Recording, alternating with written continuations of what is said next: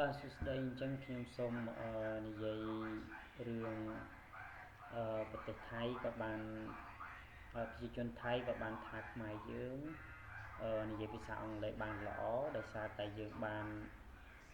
នៅក្រោមអាណានិគមបាទអាណានិគមរបស់បរទេសបាទប៉ុន្តែយើងគិតមើលយើងនៅក្រោមអាណានិគម90ឆ្នាំគឺនៅក្រោមបារាំងទេមិនមែននៅក្រោមប្រទេសដែលនិយាយភាសាអង់គ្លេសទេអញ្ចឹង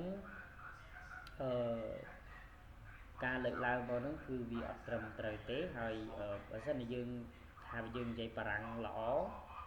អាហ្នឹងយើងទទួលយកណាដោយសារតែយើងនៅក្រោមបារាំងបាទប៉ុន្តែជាការពិតអ្វីដែលខ្ញុំសង្កេតមើលឃើញដោយសារខ្ញុំបង្រៀនអង់គ្លេសថៃហើយនិងភាសាចិនអញ្ចឹងខ្ញុំធៀបមើលការនិយាយភាសាថៃបងប្អូនអញ្ចឹងភាសាថៃគាត់ចូលចិត្តដូរសំឡេងអញ្ចឹង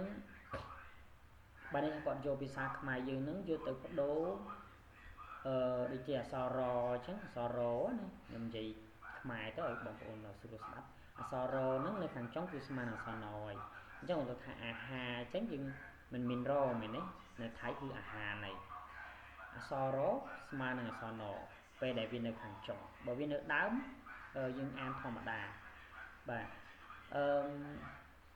អក្សរជាច្រើនបាទ16 17គឺស្មើនឹងអក្សរដគាត់ថាអក្សរសអញ្ចឹងនៅខាងចុងគឺអក្សរដហើយអញ្ចឹងនៅពេលថៃអាន kiss ថាអញ្ចឹងគឺថៃអាន kid ទេគាត់អានអត់ចេញអក្សរសទេអានឹងចំពោះថៃភាគច្រើនណាបងប្អូនដែលរៀននៅក្នុងប្រទេសហើយខ្ញុំក៏មិនមែនកំពុងបង្រៀនភាសាថៃបងប្អូនដែរគឺខ្ញុំចង់ប្រាប់បងប្អូនអំពី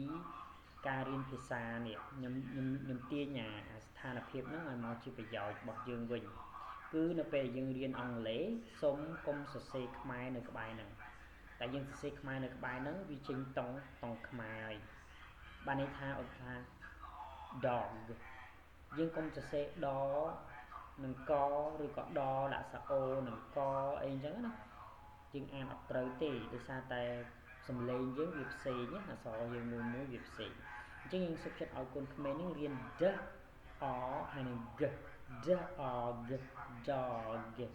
ឃើញបងប្អូនខ្ញុំនិយាយហ្នឹងវាខុសពីបងប្អូនចេះដកឆ្កែអត់ dog ឆ្កែឃើញទេអញ្ចឹងយើងរៀនសំឡេងមួយបាទពីក្មេងសម្រាប់ក្មេងៗតូចៗឬក៏យើងមនុស្សធំនឹងក៏ដោយគឺយើងអានមួយយើងរៀនសំឡេងមួយហើយយកវាមកផ្សំចូលគ្នាវិញបាទឆ្មាដូចជាឆ្មាយើងអាន cat ហ្នឹងអត់ត្រូវទេយើងអាន k a ហើយនឹង t យើងមាន3អក្សរសំឡេង k សំឡេង a ហើយនឹងសំឡេង t អញ្ចឹងយើងគុំចូលគ្នា k a t យើងថាឲ្យលឿនទៅគឺពាក្យដែលគេនិយាយរាល់ថ្ងៃ cat អញ្ចឹងបងប្អូនគិតចំណុចនឹងឡើងវិញហ្នឹងជាមូលហេតុដែលថៃគាត់រៀនភាសាអង់គ្លេសបើគាត់ចង់រៀនឲ្យល្អគឺគាត់កុំសរសេរថៃនៅក្បែរហ្នឹងយើងខ្មែរឲ្យល្អកុំសរសេរខ្មែរនៅក្បែរហ្នឹងក៏ប៉ុន្តែវាពិតជាពិបាកមែនទែនសម្រាប់វៀតណាមហើយនិងហ្វីលីពីន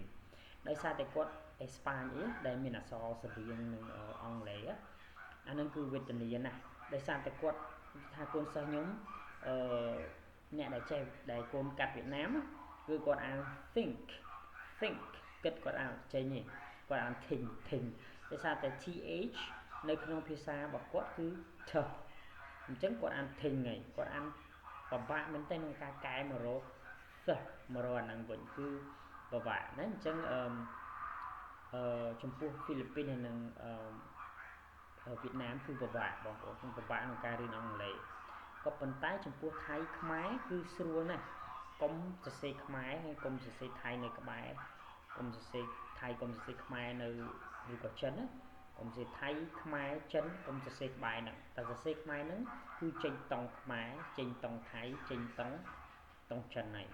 អញ្ចឹងយើងត្រូវរៀនសំឡេងមួយនឹងតែម្ដងឲ្យយើងមាន flash card អីចឹងមកឲ្យថាតាមចឹងមកកូនក្មេងថាតាមឬក៏ចាក់សំឡេងឲ្យថាតាមរាល់ថ្ងៃអញ្ចឹងដូចខ្ញុំនិយាយដដែលគឺកូនក្មេងរៀនល្អជាងមនុស្សធំគឺយើងមានតែចិត្តទេយើងមានតែចិត្តចង់រៀនប៉ុន្តែគូក្បាលរបស់យើង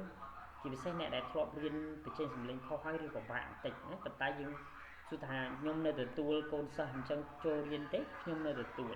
បើយើងមិនទទួលឥឡូវធ្វើមិនហើយគាត់ចង់និយាយអង់គ្លេសល្អឬក៏ស្ដាប់គេបានធ្វើមិនមានចាំជាតិក្រោយហើយយើងច្បាស់អត់ថាមានជាតិក្រោយអញ្ចឹងមានតែឲ្យគាត់ប្រផាត់ប្រភីងទៅតាមក្រោយហ្នឹងឯងបាទបើថាមិនតន់ហ្នឹងរត់មិនតន់ហ្នឹងជិះម៉ូតូដប់តាមអីចឹងទៅបាទហើយត្រូវការកម្លាំងចិត្តខ្លាំងមែនតើណាដើម្បីផ្លាស់ប្ដូរប៉ុន្តែបើកូនក្មេងអត់ទេយើងគ្រាន់តែចាក់ឲ្យថាតាមថាដដែលគ្រូនិយាយត្រូវកូនក្មេងគឺនិយាយត្រូវហើយបាទអញ្ចឹងចំណុចហ្នឹងខ្ញុំសូមផ្ញើទៅបងប្អូនខ្មែរយើងព្រោះខ្ញុំនិយាយថៃគាត់អត់ស្ដាប់ខ្ញុំទេយើងយកអាហ្នឹងជាប្រយោជន៍របស់យើងវិញណាគាត់ធ្វើទៅស្រេចតែគាត់បាទអញ្ចឹងអរគុណច្រើនជួបបងប្អូនជោគជ័យក្នុងការរៀនភាសាបរទេសទាំងអស់នេះបាទអរគុណ